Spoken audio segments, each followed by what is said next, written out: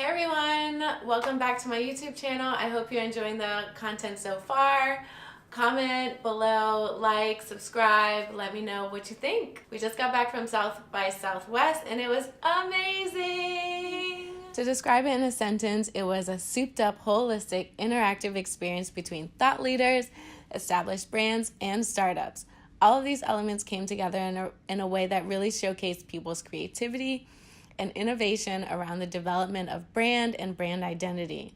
So I really enjoyed going around to all the brand houses and just seeing how they created environments that would describe and give a feel of its brand stories and sometimes its brand evolution or future goals. So there was a lot of walking around and exploration, which I loved because it was such a sensory experience. And with that, I love Austin.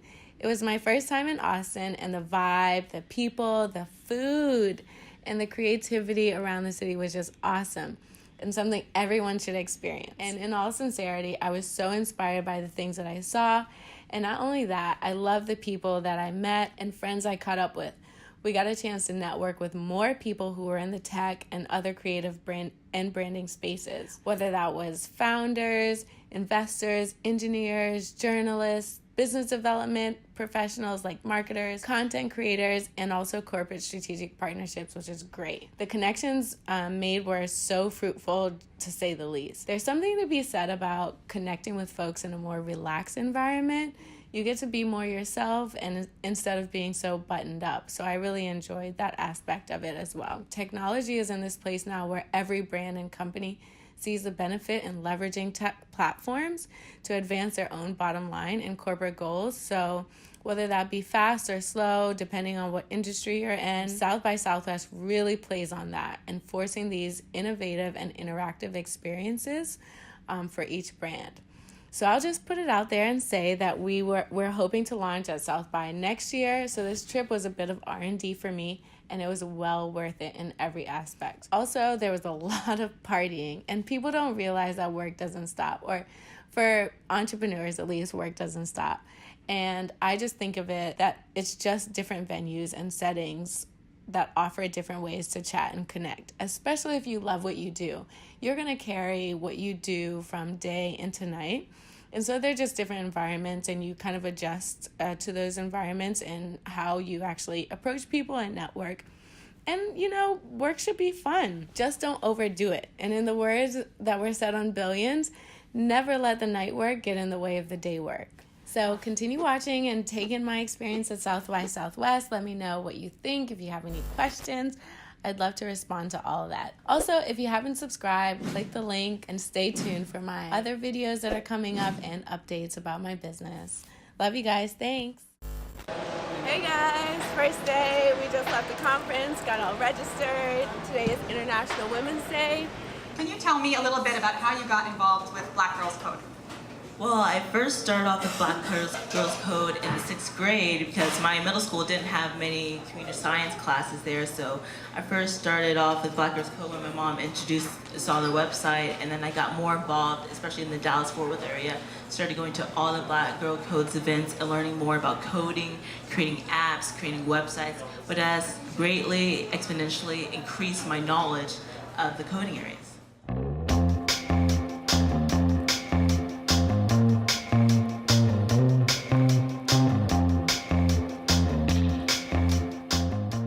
I'm delighted that the European Union is co-hosting this official South by Southwest International Women's Day celebration, together with you and I, supporting women's economic empowerment to achieve gender equality for all.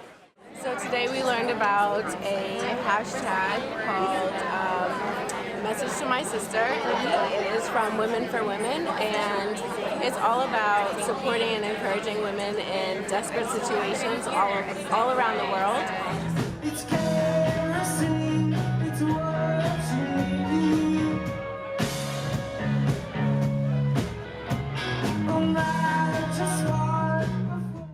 So without further ado, please welcome to the stage Arlen Hamilton and Mark Cuban.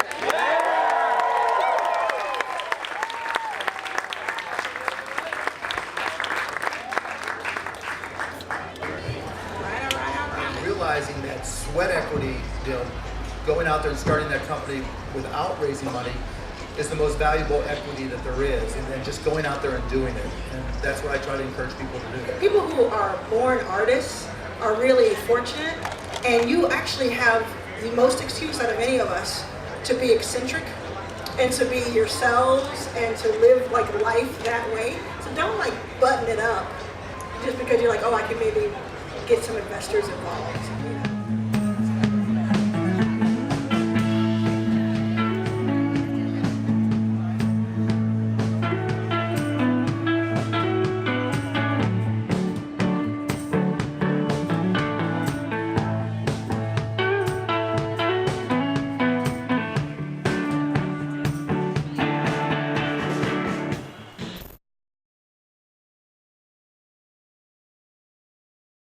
It's all based on sound, and it just is there to like activate your imagination. So like for you to develop your own storyline around like what you're hearing. So it's pretty cool. Slaving all day, slaving all night. We work slow days and we work slow nights. Slaving all day, slaving all night. We work slow days and we work slow nights. Slaving all day, slaving all night. We work slow days and we work slow nights. Slaving night, it works days. Does it look like I'm moonwalking?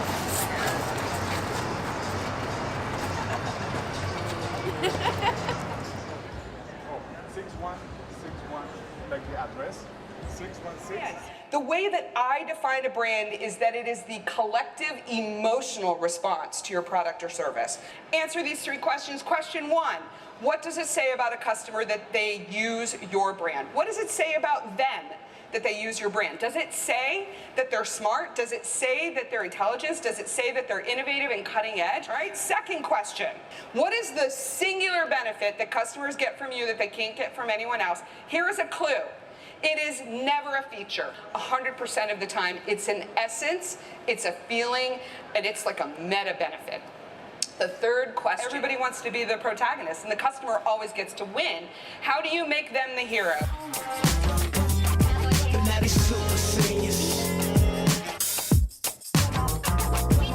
That is my question to a founder is, okay, what else are you doing, right? Why should I make my investment? Because my investment is my real money. You know what I'm saying? It's not like somebody else's money we put together, but it's money that affects my personal, right? You know, so at the end of the day, I want to know who else is involved. You know, I don't want to be at the table by myself. You know, I want to enhance. I don't want to put the whole refrigerator on my back. You know what I mean?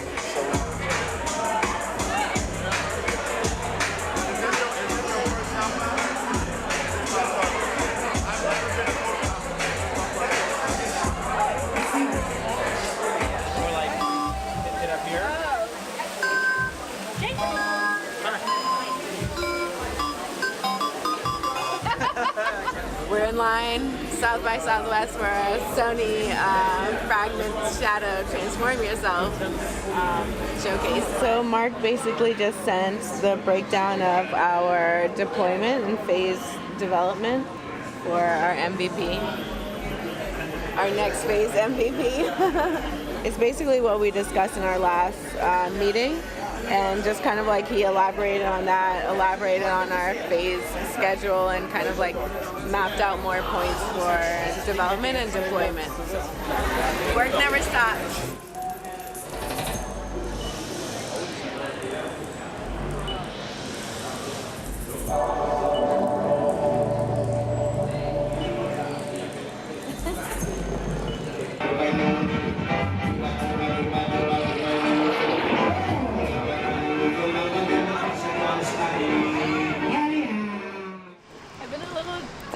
By the panel selections, just because I don't think that the topics are like that beneficial for me. Some of them okay, but I think that the selection is a little slim, maybe because the conference is relying on other entities, like these other corporations are coming in and they have their interactive houses, and then they also have panel discussions scheduled. So I wonder if there's like too much overlap, that it, like everything is just spread out. So it's really hard to like get the information needed, because everything is everywhere, or not needed, but that you would be interested in. So I've been a little disappointed by that, just because I thought that that conference itself would have a little more content. But other than that, we're having a great time. It's very creative. It gets your mind going, gets your juices flowing in terms of like, you know, what's needed, how people are like expressing their creativity through product launches and different things. So we're going to the Samsung house, so I'm excited to see the interactive experiences that they've curated there, and just kind of like see their new stuff. I'm flawed, but I'm forgiven, bro. I'm flawed, but I'm forgiven, bro. I'm forgiven. We've been pushing this fail fast, which, you know, I do see the value in it, but fail fast implies that you didn't quite dial it in right to begin with. And my personal experience, and granted it's anecdotal, is that the companies I've been involved with that have been successful do enough work up front that when they execute, they know very quickly whether or not they're onto something. And when they are, you double down on that. And so it's not so much a fail fast as it is like move with intent and expediency. Fail forward. And the whole fail fast, I think, has kind of yielded this culture in both corporate innovation groups as well as startups as like, just throw a bunch of crap at the wall and see what sticks. And I don't think that's failing fast. I think that's sloppy. I think there are 4 things that really matter. And the first is, when you have a solution, does it attack from a fresh and innovative perspective? The most ingenious ideas in the world have to first be ingenious ideas. Right? That's not enough. I think it also takes this. Does it solve a real need for a massive amount of people? Does it leverage exponential tech accelerators? And number 4, can your team build it better and faster than other teams? Happiness is only